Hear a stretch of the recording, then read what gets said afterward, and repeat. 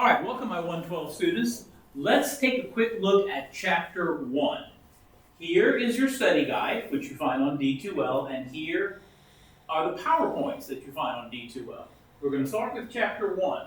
Please note, at the top I only have just a little something about how to plan for your success. Try to study every day. Don't try to do 12 hours on Sunday before the Monday morning test. Okay? Make sure you have a lot of Wi-Fi and a good device to pull up these things. Okay? I think you saw in the introduction that sometimes if the Wi-Fi isn't functional, you get that, putting all the pages on top of each other look. All right, if you don't know something while you're going through the PowerPoint, stop right there and look it up on your cell phone. Perfect. Just Google it right there. All right, now, when you're in class, I highly encourage you to bring, your laptop or your tablet with everything available on it so that we can go through these things and make changes and corrections and add and subtract as we go along in the classroom. I'm going to do a lot of drawing on the board, so I highly encourage you, if you like to draw, bring your own set of colored pencils. Otherwise, I've got a box of pencils for the class to share. All right? Okay. VARK. Are you familiar with what VARK is? This is the way we learn. Visual, auditory, read, write, and kinesthetic. If you're not familiar, your opening letter to you had an address on it for you to try. To go to a VARK and figure out, take a little quiz and figure it out. Okay? All right. And the most important thing whenever you're studying, ask yourself, what did I learn today? Okay? I don't want you to go day after day going, I don't know what I learned. Okay? All right. So, we spend too much time reacting. We need to do more acting. In other words, we need to be taking the information that we need to learn and take it with both hands and learn it. Okay? So, here we go. Introduction to A&P. Please note, what are the first things I'm asking for here? Anatomy, physiology, and examples. Well, that's not here. Like most, textbooks, they start with an introduction. All right, so, okay, that's great. Latin and Greek and all this kind of stuff, that's for everything. Oops, sorry. How do I switch over to this? Just click on it? Yeah, just click on Okay. that side. So, see with pictures of Vesalius and whatnot. Oh, anatomy is. Physiology is. There you go. Okay? And examples. Alrighty? Right there. See? So, there's examples. Now, while we are in class, we are going to go around the room. We're going to see if we can come up with test questions that deal with this. Got it? Well, sort of like this. Is how your hand grasps something physiology or anatomy? Got it? Is the names of these bones anatomy or physiology? See how that works? Okay. So we know like how we hear anatomy or physiology. Your eardrum and the cochlear bones, is that anatomy or physiology? Fair enough? Okay. All right, next I see here levels of organization. So let's click through here until we get the levels. That's levels of organization. From the smallest thing, an atom, all the way up to the whole person, the whole organism. Okay? So, notice I have written directly in your study guides, make cards for practice. What do I mean by that? Well, in class, we're going to show you how to make small and very quick and efficient flashcards, which you can also turn into Quizlets that you can carry around on your cell phone all day long. Don't ask me about cell phones because I am computer illiterate. I still use this, okay? So I can't do that kind of stuff like you guys can. I'm old, all right? What we're going to why not make a card for the levels with an example? Okay? So if I say the heart is which level? Well, the heart is at the organ level. Does that make sense? Or I could ask, what precedes the organ level? Well, what precedes? Comes before is the tissue. Does that make sense? Okay, so that's possible test questions. Fair enough? All right, let me slide this up a little bit. All right, homeostasis. That's our next big thing. All right, see, these are all just characteristics of life. I think we all have an idea of what movement is. All right, so I can't imagine that being a difficult concept for you. And these are the functions of your organs: respiration, digestion. I want to get to the stuff that's a little bit more, important in understanding how the body works as an integrative unit. Homeostasis. So, what are the parts of homeostasis? Well, you have to receive something. You're receiving, it's cold. Got it? Or, my blood pressure is high. 10-4. There's a set point. You want your blood pressure to be at a certain level. You want your body temperature to be at a certain level. And this receptor is telling me I'm out of homeostasis. I'm out of whack. So we're going to have to put into effect body systems called effectors to get you back into homeostasis. Fair enough? Okay. So that's why we need to understand your receptors pick up that there is a change. The change is called a stimulus. Hey, I see a flashcard here. I see a flashcard here. Got it? Receptor on the back, the thing that receives the information, receives the stimulus. Okay? That's going to send it to your control center. All right? That's like the thermostat on your house. If you want the temperature in your house to be 75, if it becomes 85, is your thermostat going to say, okay, I'm happy? No, it's going to turn on the air conditioner and bring it down to 75. Or if it's 65, turn the heater on and bring you back where? Into homeostasis. All right, and we do that by telling the effectors to make the change, which is the response. The response is the change back to being in homeostasis. 10-4? So you see all the different parts that we need to know. Got it? All right. Now we have two different kinds of feedback, negative and positive.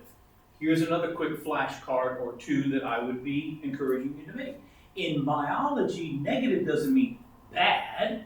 Negative means less. Positive means more. So, less of something to get back to homeostasis, or more of something to stay out of homeostasis. Fair enough? All right, so negative. These are the ones we are most familiar with. Okay? Like a thermostat we talked about. If it's hot, we're going to cool down to get back into homeostasis. Alrighty? What does your body do if it's cold? You start to shiver. So your muscles are warming you back up. Got it? It's negative feedback because I want to stop the cold and get back to normal. Got it? Alright. Same thing. What if you're too hot? You're going to sweat to cool down. Fair enough? Okay. Alright. And that's your temperature regulations. Alrighty? And all of these systems are involved in helping you. We'll talk about this in detail in class. Alright? Alright. Now, what about positive feedback? Well, that means I'm out of homeostasis, but I want to stay out of homeostasis. Why would you want to be out of homeostasis? To get a specific job done. That's what I call it. Get the job done, and then back to normal. What are some of the things? Blood clotting. Blood is supposed to flow. Well, if you have a cut, do you want all your blood to flow out and now you're going to be dead? No. We want to be able to what? Stop the flow. That's what hemostasis is. We'll talk about that in the blood chapter. We want the blood to stay in. So we're going to have to close up that blood vessel with a blood clot. Does that make sense? And so that is actually stopping the flow of blood, which is out of homeostasis, but forever? No, not until we can rebuild the vascular wall of your blood vessel. Then we get rid of that clot and the blood can flow again. Got it? Okay. Another one is childbirth. You know, when the baby's getting ready to be born, what's the uterus going to do? Start contracting. How's your blood pressure? Way out. Got it? How's your heart rate? Way up. Is that in homeostasis or out? Yeah, that's out of homeostasis. But do you want the doctor to give you a shot to make you keep the baby for 9 more months? No. No. So you don't want to stop this. You want it to increase. In fact, if you can't get the baby to come out, the doctor will give you a shot of Pitocin, which is an artificial version of oxytocin, which is the hormone that makes you have uterine contractions. 10-4. But you don't do it forever. It's just until the baby gets born. Then, you get back to homeostasis. Does that make sense? But we have to stay out of homeostasis for a while to get a specific job accomplished. Fair enough? Okay. See? Examples. Do you think can you, now I know I can you come up with some possible test questions? This is the best way to actively learn. Got it? That's why I said, here's the information, how are you going to grab it and do something with it? Got it? Now in class, we're going to put you into groups and we are going to come up with test questions. 10-4? Because I don't want anybody to feel like, gee, I'm just sitting here and wherever just yakking. No, we're going to be involved in learning this stuff. Fair enough? Okay. Let's slide down a little bit further. And as you will see soon, it's not hundreds of pages worth of information. Okay? So, what's next? Body cavities and stuff, right? Okay? And we need to know that mostly for your lab practical, folks, that's coming up.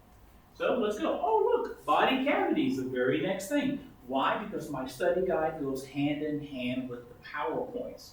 That's why I've got them next to each other. If you can, try that at home. Put them next to each other. Maybe print this out while you're looking at this and fill it in. That's why it's written the way it is, okay? With lots of spaces behind it. Does that make sense? Okay, I'm not trying to waste your paper, all right? So, we've got various, places. I'm not going to go through every one of them. It's right here, okay? As you can see, you've got abdominal and thoracic and cranial and all this kind of stuff, right? Then you got small cavities. They're all listed right here, folks. But the main thing I have here, look at these words. Parietal, visceral, pleural, pericardial. These are a little harder, okay, to understand. So that's why we need to spend some time on it. When we have the prefix peri, P-A-R-I, that means off to the side, okay? You see, you have several organs. Oh, okay. They didn't have as much detail as I was hoping. You have several organs with a double bag. I think the lab pictures have a much better concept. There's a double sac around your heart. The one that touches the heart is the visceral pericardium, and the bag around the outside of that, because it's to the side, is the parietal. Okay? So parietal means off to the side, and visceral means it's touching the organ. Now, who has these double bags? There's 3 organs, because they move. They always move. Your heart is beating. I need to cool down the heart with the water between the 2 layers. Who else is moving? Lungs. The lungs are always moving, so I got to cool them down, okay, by putting water in between those 2 layers. Now, who else is moving all the time? Your intestines. Oh, yeah. They're always moving, yeah. So we have a double layer around that. Around your heart is called the pericardium, is the sac. Around your lungs is called the pleural, okay, cavity. And around this is the peritoneal, okay? So that's why you have peritonitis if you have inflammation of that sac around the intestines. It's called pericarditis if it's inflammation around the heart sac. And it's called pleurisy around the lung sacs. Does that make sense? And do you see how these are possible questions? See, the pleural cavity, pericardial, peritoneal, the sacs. Got it? Now, another word I would put on a flashcard, and make sure you learn it, is the prefix peri, not para, or pari with an A, versus peri with an E. Got it? This is to the side. This means around, like the perimeter of your yard. That's not the inside of your yard, it's the edge of your yard. Got it? So what does that mean? This is around my cardio, around my heart. This sac is around my intestines. Got it? Okay. Fair enough? So these are the ways we need to address the information that we're looking at. Okay? All right. What else do we have? Body systems. Oh, look at that. Organ systems. So, look. Every organ system, we got a name for it. The integumentary system and what it does. What it's made of and what it does. Okay? Now what am I saying here? Be able to match the organ with the system it comes from. So, these are the organs, sebaceous glands, sweat glands, hair, skin. They all belong to this system. I see a series of flashcards or Quizlets that can be constructed here. And same thing with your skeletal system. Bones, ligaments, specific bones, specific ligaments. Got it? On the news the other day, I saw one of the USC female basketball players. She went up for a shot, landed wrong, snap.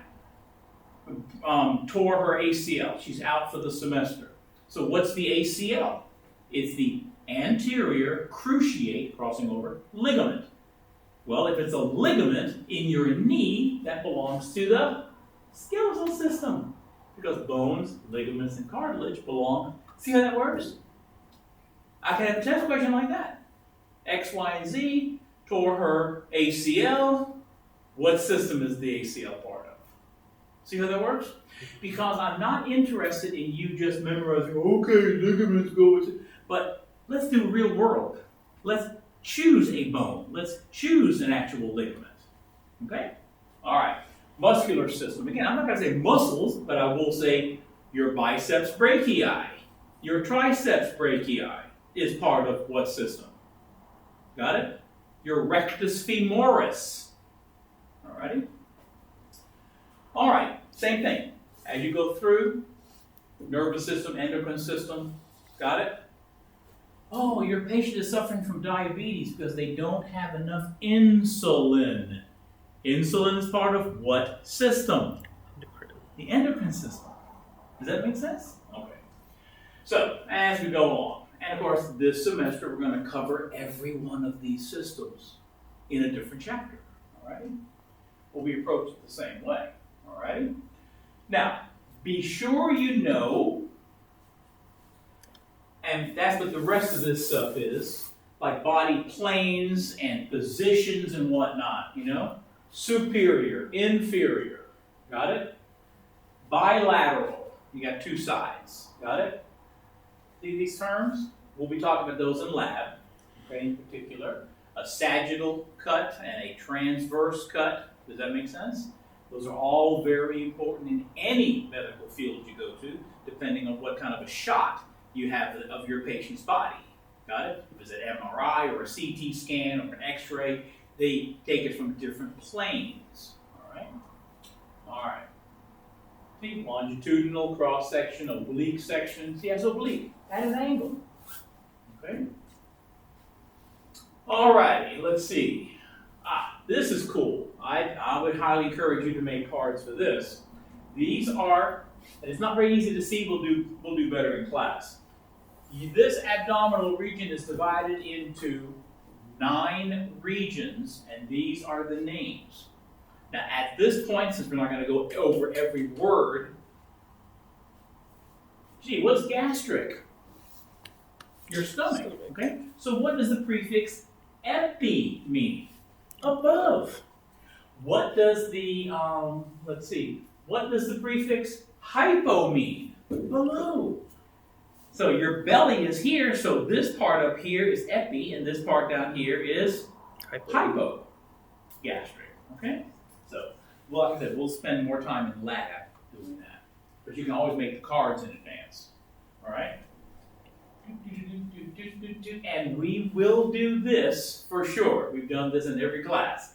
And that is, you're going to make a little card, and we're going to stick these on each other. You got to keep your clothes on, okay? But we're going to stick the cards on each other as a way to learn. The acromial process in the cubital region. Got it? The brachial region, the femoral region, the crural region. 10-4? And we're going to stick them on each other and learn that. So that when I give you a lab practical in a couple of weeks, and I have a little person like this, I'm going to say, well, what's that region called with an arrow? What's this region called with an arrow? Well, if you already know all of your stickers, then you know, I don't say stickers, but we're going to tape them on each other because you want to be able to keep them as cards on a little 3-ring thing. What do you call those 3-ring things? Book ring or whatever. Yeah, something like that. Note ring or something like that. You can carry it right in the little stack. Or, if you're not a hands-on person, stick it on a Quizlet and carry it on your phone. But look through it. You know? Don't spend 3 hours making 500 Quizlets and you never look at it. Don't do that. Okay? Boom. Done. Look at chapter 1. Okay? See? There we go. The body planes, the various things. Now, medical terms, they are written in your textbook. Things like ology, which means the study of. Okay? And as we go through the class, I'm going to say words that you may have never heard of before. So I'm going to write them on the board and I'm going to break them down into what each part means so that it has some meaning to you. And that is what I would highly recommend you to turn into a card or a Quizlet. Does that make sense? Okay. All right, do you have any questions about what we did here in chapter 1? Thank you very much.